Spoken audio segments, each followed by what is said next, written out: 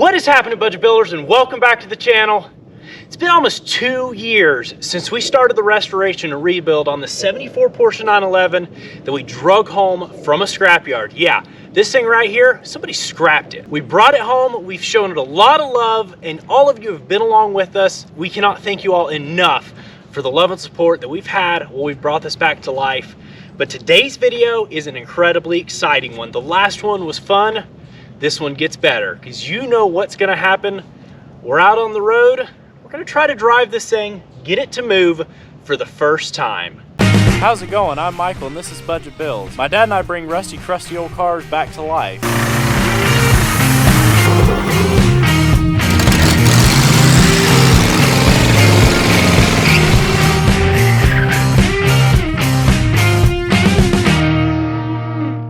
So starting out the video here, we actually ended up having a little bit of an audio issue where our mic was messed up. But let me go ahead and explain really quick what was going on. If you remember in our last video, right at the end after we started, we had that little bit of an oil leak. Now just behind the oil cooler are 2 crankcase bolts, and those actually commonly come loose just a little bit. I ended up popping those off, installing a new O-ring, snugging them down, and they both tightened to torque, so I know we didn't have a major issue there. They just came loose. After I did that, we put everything back together, fired it off, and we had no more oil leaks. Everything's good to go. With the oil leak fixed, we went ahead and got a new coil for the car, which is just an MSD high vibration, which is what you want to use because you can actually turn it upside down like the factory would have been, and you don't have to worry about the coil leaking out or anything. Now, to give it more of an OEM look, we are going to take a heat gun, apply some heat to the decal, and peel it off so it looks just like the original black decal. And once we get it all together, I'm installing new decals like the factory style would have been. Now, if you would buy an original, it would be a Bosch, but it comes in a Bosch silver style, and apparently they are complete garbage, $100+, and they only last so long, they kind of just fail when they want to. From what I've seen, this is the best replacement that you can actually get currently, and they tend to last virtually forever, and they have a nice output, and they look good in the car. And there you have it, looking so much better, and that'll work really nicely over that old coil. With the coil on there, we can go ahead and install our breather. It's a K&N filter with a little aftermarket housing. The way it holds in there once you do that is you install these little straps. And then here's the ones for the bottom. Just pop it in there like so. And it just uses the factory location. Maybe.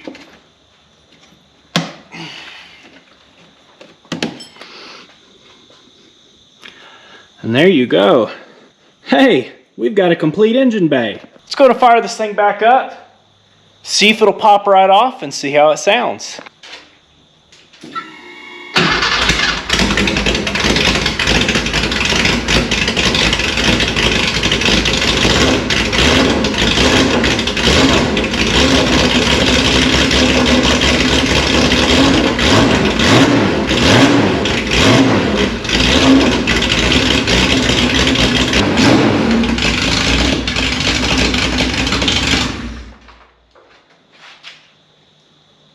That'll turn it off.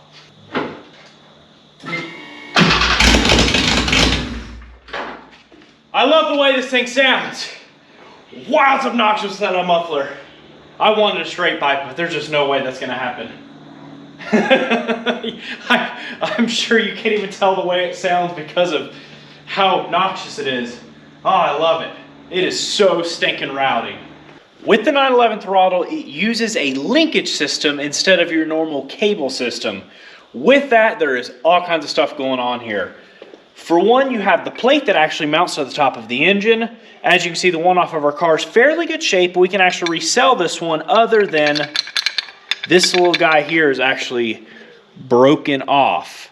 And I could not find the singular rod for anything, but I did find another one that was complete, other than it needed new bushings. Hi, Lena. How you doing? Instead of going too crazy searching for one of these, I did look around and found this entire one for only about $40. It was really nice shape. You can see I've cleaned it up a little bit, other than it needed new bushings. Those are about $3 a piece. Got those installed, and this is the linkage arm that came off of this one. We can drop that on top of the engine, and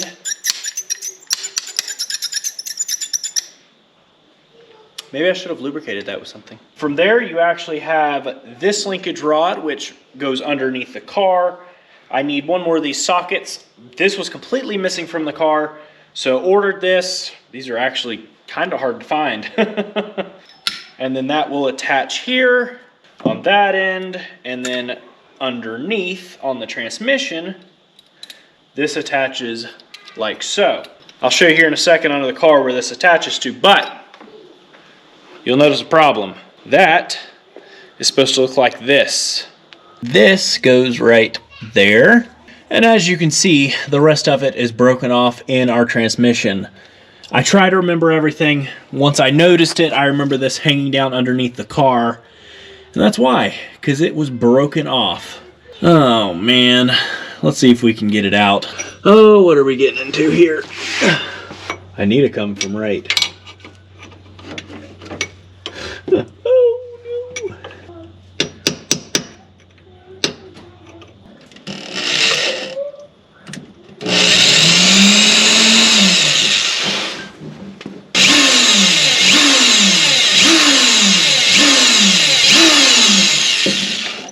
Cannot get on it dead straight, so I'm having to go at a funky angle. Just got to be careful not to hit the threads.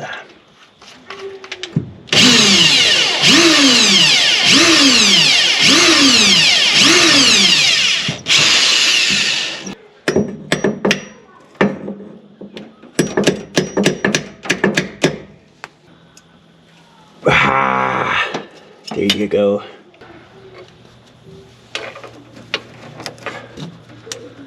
Isn't that one of the best feelings ever? And there you have it, with just the slightest amount of low strength thread locker to be sure it decides it doesn't want to pop out of there. Yeah!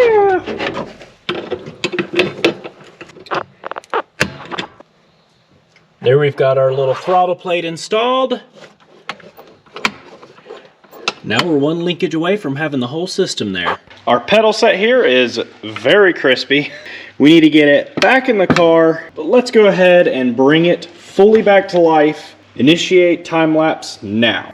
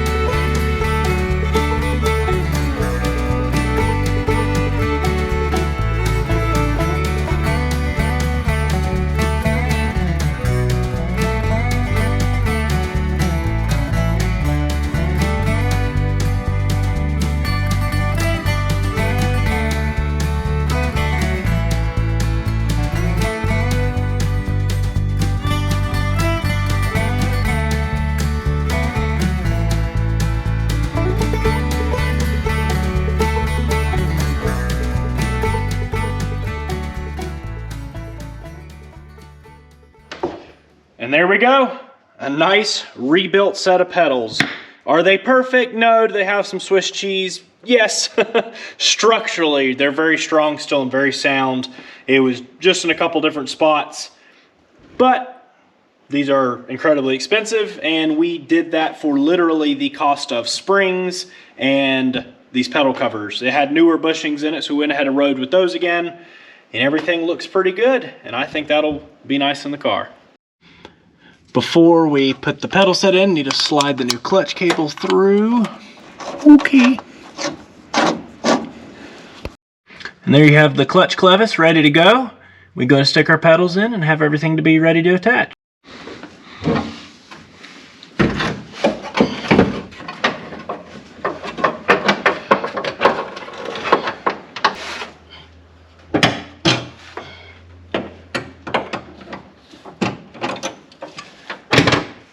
And there we go.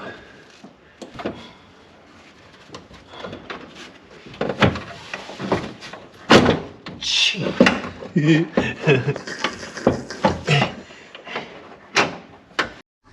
there you go. Our master cylinder's tightened down in. I did blow through our brake lines. They all look really nice. So we should have no problems there. And our pedals are good and tight. We're going to have brakes in this thing. Our clutch lever is on. Our cable is connected. Go ahead, Dad. Awesome. We've got a clutch. Feel pretty good? Feels good. Awesome. There you have them, looking nice and pretty. With pedals, clutch, and throttle actuation, it's time to be able to get this car moving. And with that, we need some CV axles. Now we could go buy some new ones, $400 or $500 or better for a set, but instead, we're just gonna stick some boots on. And they're actually pretty good shape, you can see, and a lot of that has to do with the boots being blown out. They're all grimy and oily, which has kept them pretty clean. Thankfully though, they've been greased up nicely, and they're still nice and tight on the bearing side, and the bearings do look pretty good. So let's go ahead and rebuild these. What we'll do is completely clean everything off, get all the grime out of it, get new boots, and completely repack everything with fresh grease.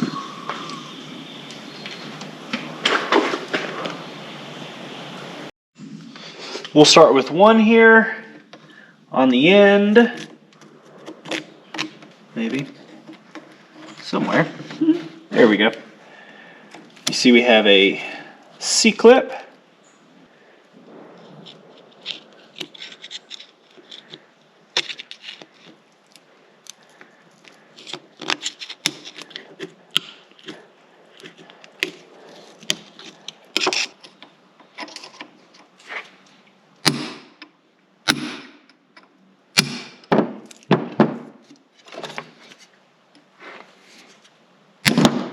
There she goes.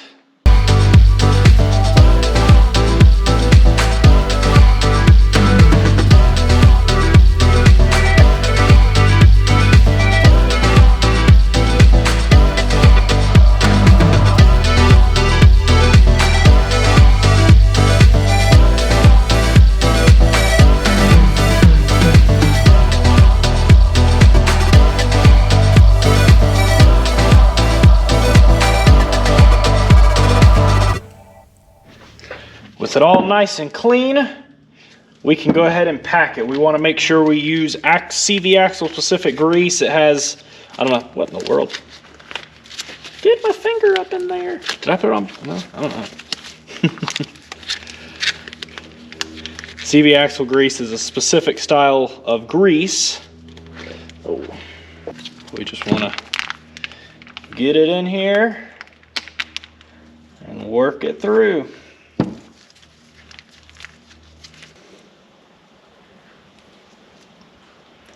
Just want to take it and get it all packed down in there.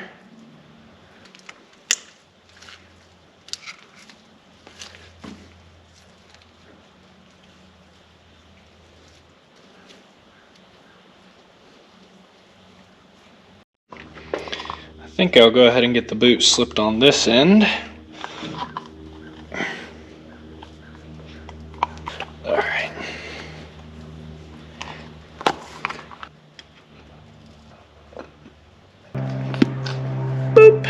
flipped over.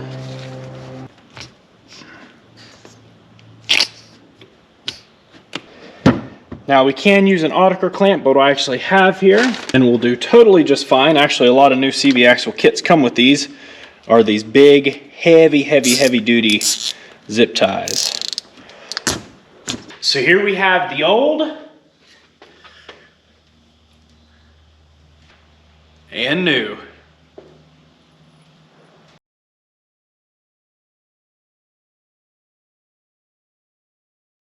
And there you have it. Rebuilt CV axles, new boots, gaskets installed, and torqued to the specified 60 foot-pounds for this car. Now our drivetrain is connected to the car. If we have some brakes, we can drive it. We're just about ready to take this thing on its first spin, but with moving, we need to stop. We definitely don't want this car rolling into anything. Once we get it going, you never know if we had a clutch issue or something, we gotta be able to stop. So we're gonna go ahead and take these really crispy calipers from this to this. And I'm gonna show you how we're gonna do that. We'll go ahead and start here on the rear. First things first, let's get these pads removed. Pull those little clips. We'll give them a ping through.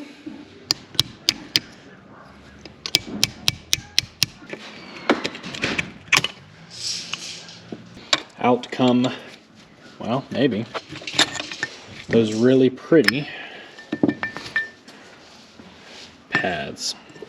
Next, we need to pull the little retainer clips for the boots, little dust covers.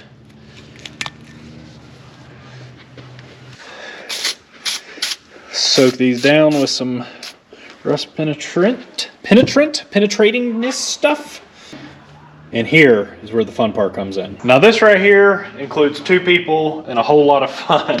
You'll notice that we have our airline hooked up here. What I'm actually gonna do is vice grip right on here. Really nice and tight, so we know we don't have any, we know it won't slip off or anything, because if it does, it can actually mar up and tear it up. But as long as we're careful, it might put a couple little nicks in it, and then we'll just file them down and clean them up. Ah, nice. Okay, this is good. All right, hold on. Let me work on the other one. That one already freed up. And when they come loose, they make a big mess.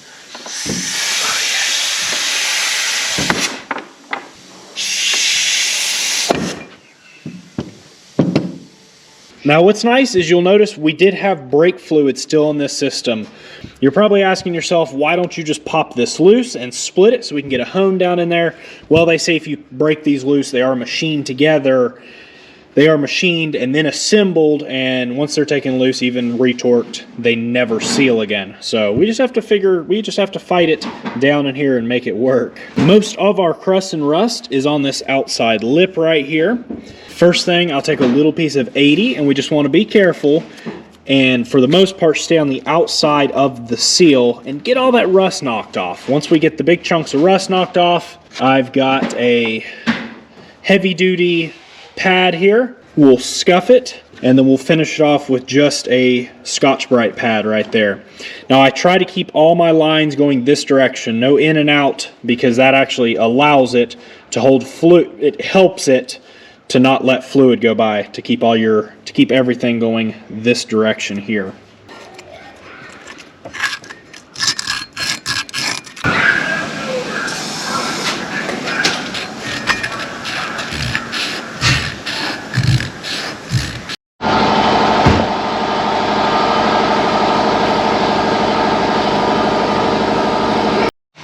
Once we get these looking pretty sharp, which we do, we can go ahead and take care of the pistons. And then, using the red Scotch-Brite, I take and clean it going this direction. You can see it gives it almost a nice factory finish. Now we have calipers good to go, ready for rebuild. We'll know we'll have a nice seal and nice movement in there, but let's make them pretty. First, let's get any loose crud knocked off.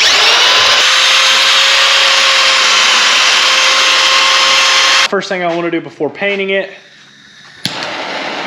is torch it, and the reason as soon as I hit it, you'll see the brake fluid actually pull up out of the metal, because metal's actually porous. So it sits down in it. We want to burn that out of there, get any kind of grease, contaminants off of here before we spray out. Now we will be using, to begin with, an engine enamel primer, then a ceramic enamel, which is actually aluminum color, which is kind of cool. It gives it the original factory looking silver.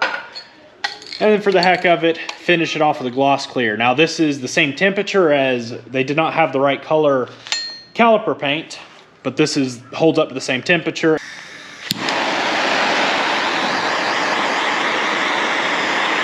You see it come out and then actually evaporate there.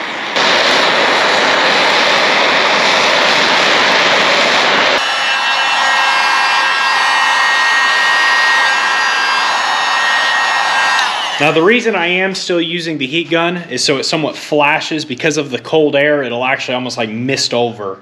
Not specifically, not with the primer, it just gets it baked in good. Did your tooth fall out? What? I got it out. Where'd your tooth go? Ah.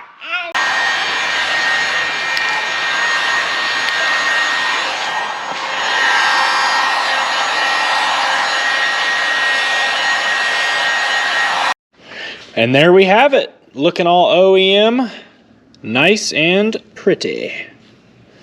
Now let's get our kit installed. You see we have new O-rings, clips, covers, little boots, and the new clips for the push rods that hold the pads on. Let's get it together. First thing, we'll get the O-rings in. Make sure it's seated down in there nice. And then we want to take and lubricate everything really well with brake fluid. Then we'll carefully slip the piston in. As we come past the O-ring, I just want to ease it by. You'll feel it come past, because if we try to push it too hard, it could pinch it. Should be back in just a couple minutes, Bubba. Once we have both pistons installed, we can go ahead and get the boots on. First, I get it around the piston, and then around its little seal there. We can get the little spring clip doohickey on. We can finish by pushing it all down nice and tight. And there you have it.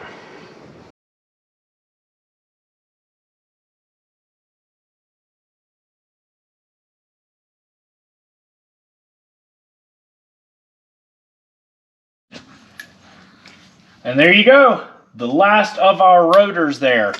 Now, caliper. Thinking about the rotors, you notice we have some crispy rotors up here. We have a bunch of extra rotors that we ended up getting with that big part slot that we picked up, and all of them, except for the two rear ones we had, are solid rotors. This car's kind of cool. It's got the 10 mil spacers in the calipers and has the vintage style rotors front and rear, which is pretty cool. It's probably off of a later car, been upgraded at some point of time, or maybe ordered that way. With that being said, we want to go ahead and get these on here, get them bled, functioning, so we can take this car for a spin. We'll go ahead and order a new set of fronts, pretty reasonable, I think for about $180 to $200. We can get a set of slotted and drilled rotors, and we'll slap them on there. When we do that, we'll go ahead and install our new front shocks. We'll clean up our hub, and that side over there probably needs new bearings because it did not have a dust cap on it. But for now, we'll get these on, we'll get them bled so we can have this car stopping.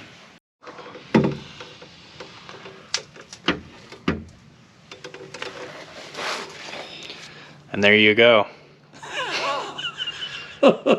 Ugly rotor, nice caliper. What? Okay, and installing our last caliper here, which is this rear one on the passenger side. We need to go ahead and get our emergency brake set up all finished up here. These actually, you cannot buy new ones currently. You have to buy used ones, but thankfully these are pretty nice shape from the car, so they don't get used very much. But we need to go ahead and install the actuator and get the cable back through. And there you have it, all installed with the new cotter pin. Now, our sandblasted and painted dust shield. And our last bit here is one of these new old stock rotors. And we can get this last pretty caliper stuck on. Whoever thought it was a good idea to put these bolts where you can't even get to them? If you know, you know.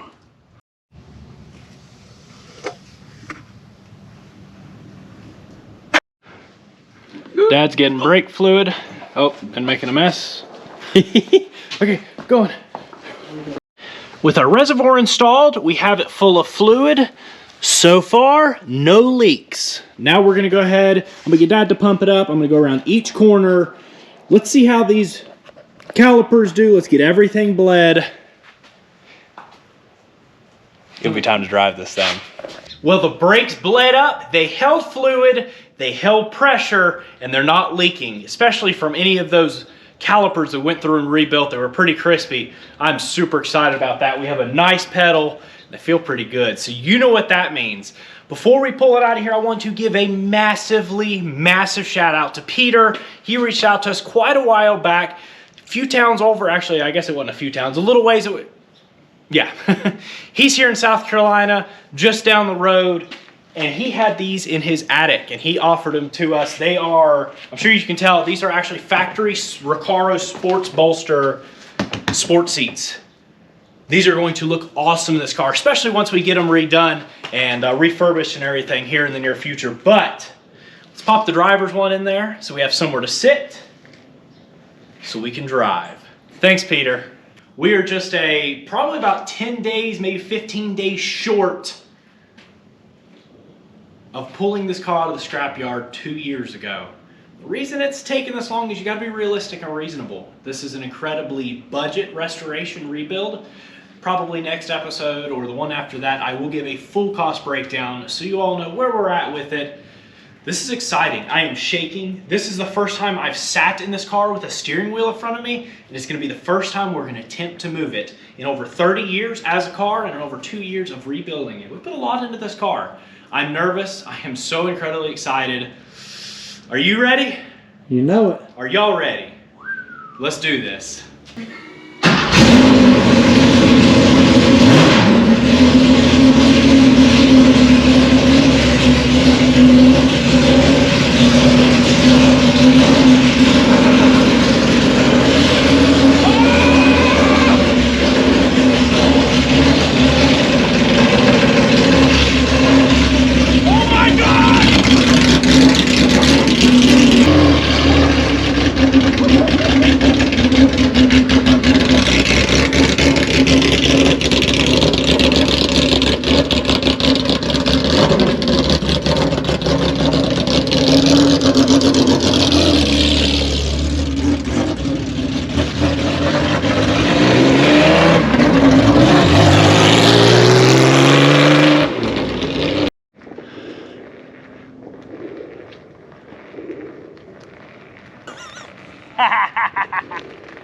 I did cut it off, but it's finally getting some heat in those cylinders. You see it burning everything off. This thing, She rowdy. she's rowdy. I mean, that was 8 throttle. I barely got on it. It's like, whoa, whoa, whoa, whoa. I didn't really drive like that. Y'all saw me. Did you get it all as I took off? Okay. Oh my goodness. Let's check everything out really quick. Let's check for leaks and everything. Make sure it all looks good, but it drove. Oh my, come here. Oh my goodness. Holy crappy poopy. Oh my goodness. This is an awesome car. Holy crap.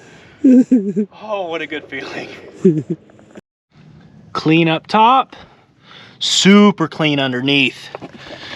I'm sure you see all the smoke and everything.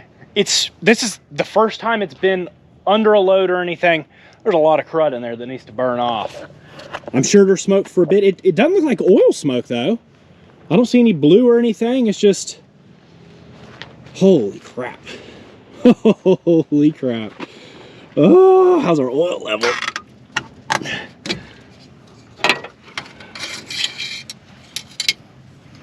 I'm a little low, but we're not ice cold still.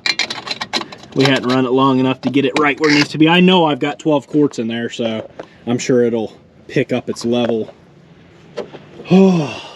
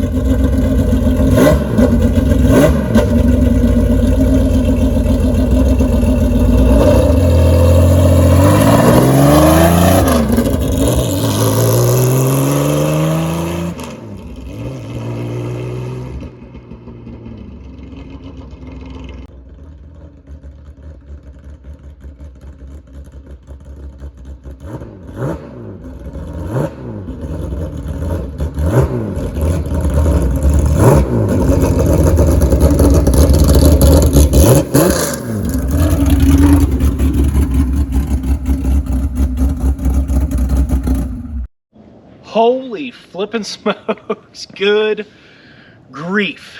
What, I don't know if you got, I'm speechless. I don't know if you all are as excited as we are. Once we got up in the RPMs, you can tell the cold start injector still firing, so we're dumping a lot of fuel. It needs some drive time, and it'll smooth out. As soon as we get up in RPM, it clears out really nice. It's burning off a lot of smoke. We've driven it 200 yards. We'll get it running around, driving a bit more once we get gauges in this thing, but it's close. It starts, it drives, and it stops. Whew. Thank you all so much for coming along with us on this incredible journey. We can't thank you all enough for the awesome love and support that you've all given us. There's a lot more to go on this car, so if you haven't already, be sure to hit the subscribe button and notification bell, because we have a lot more on this and some other really cool builds that are coming up once this one's wrapped up. But that is going to wrap it up for this episode. Thank you all so incredibly much once again. Peace out, and catch you all on the flip side.